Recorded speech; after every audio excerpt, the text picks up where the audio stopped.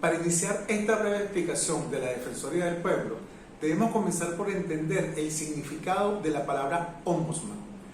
Ombudsman es una palabra de origen sueco que significa el que actúa en nombre de otro, su representante. Esta figura nace en los países nórdicos y su misión era frenar los abusos, arbitrariedades y exceso de poder por parte de los funcionarios de la administración pública. Igualmente, supervisaba el fiel cumplimiento de las leyes y las normas por parte de los funcionarios de la Administración de Justicia.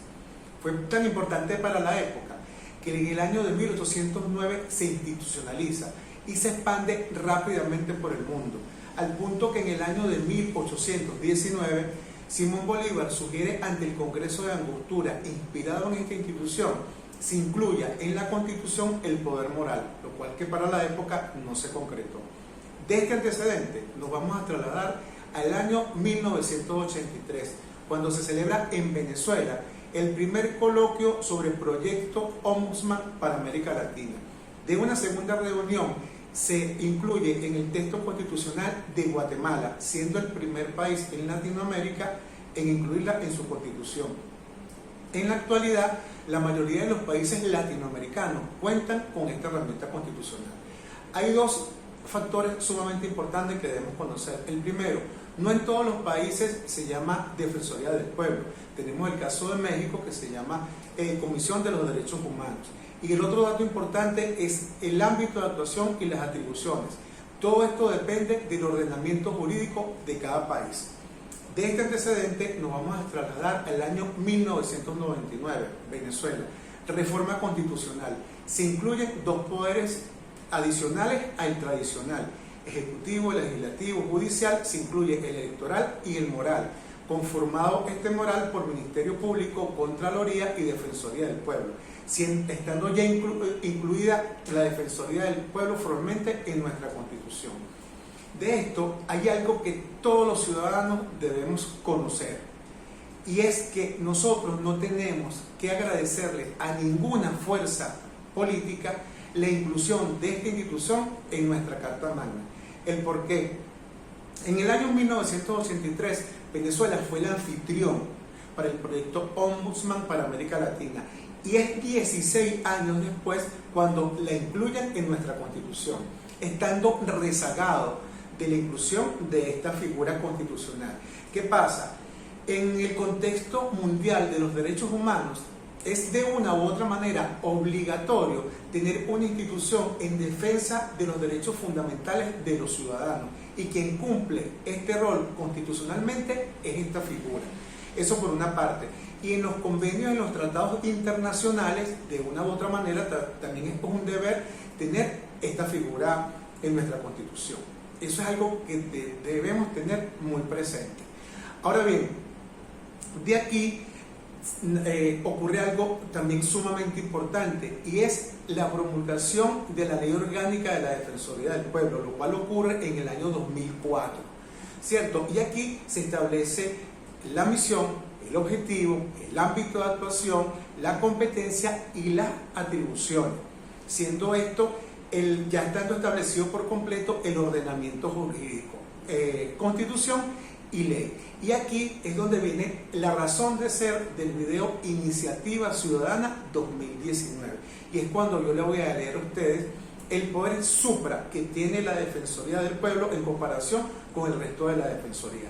Ámbito de actuación, artículo 7 de la Ley Orgánica de la Defensoría del Pueblo, lo cual establece lo siguiente.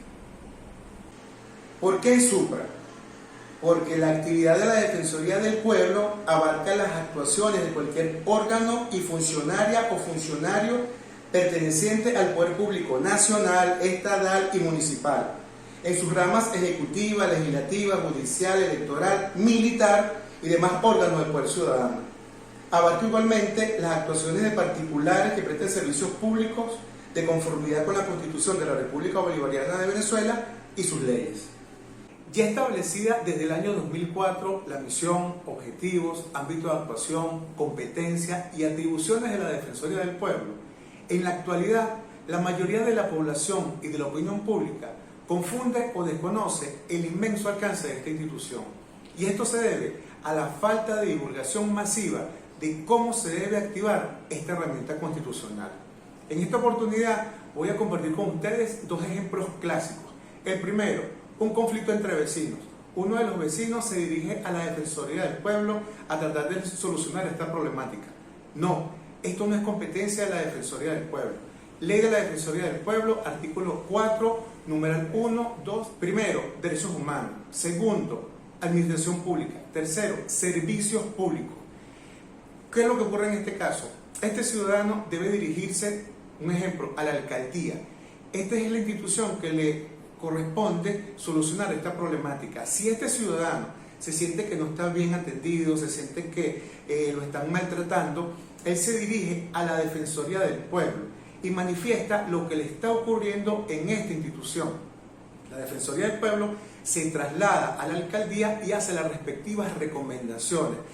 No soluciona el caso con el vecino, sino que interviene para que la institución, en este caso la alcaldía, lleve el caso correctamente. Vamos a otro caso. Funcionario policial no está en ejercicio de sus funciones. Sale para una rumba, se toma unos tragos, existe una problemática con un ciudadano y le causa unas lesiones. Esta persona que le causa las lesiones se dirige a la Defensoría del Pueblo. No, eso no es competencia de la Defensoría del Pueblo. Este ciudadano tiene que acudir a las instancias o a la Administración de Justicia, llámese CPC o llámese Ministerio Público, y colocar la respectiva denuncia. Caemos nuevamente en el ejemplo anterior.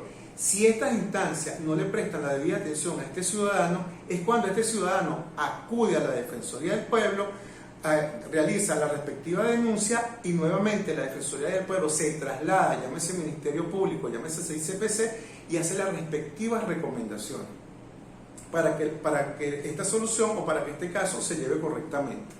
Ahora bien, ponemos el ejemplo de que este funcionario sí está en ejercicio de sus funciones y le causa unas lesiones a un ciudadano. Eso sí es competencia de la Defensoría del Pueblo.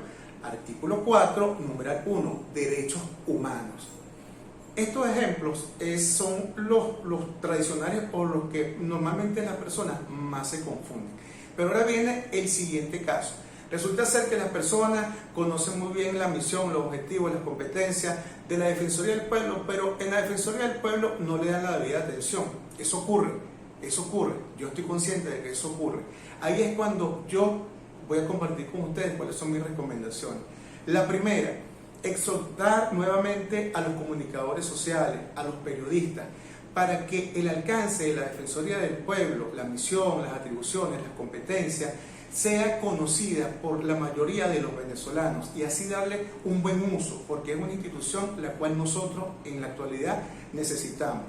Lo segundo, el defensor del pueblo no puede seguir siendo electo por la Asamblea Nacional. El defensor del pueblo tiene que ser electo por voto popular. Lo tercero, respeto.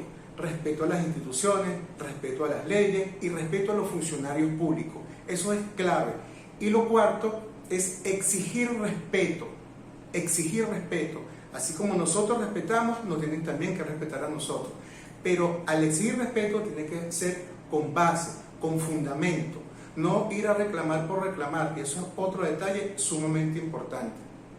Ahora bien, esta es una institución sumamente importante para la sociedad, porque de allí entraríamos en una sana convivencia democrática y en la verdadera paz social del país. Hasta aquí la breve historia y algunas recomendaciones de la Defensoría del Pueblo.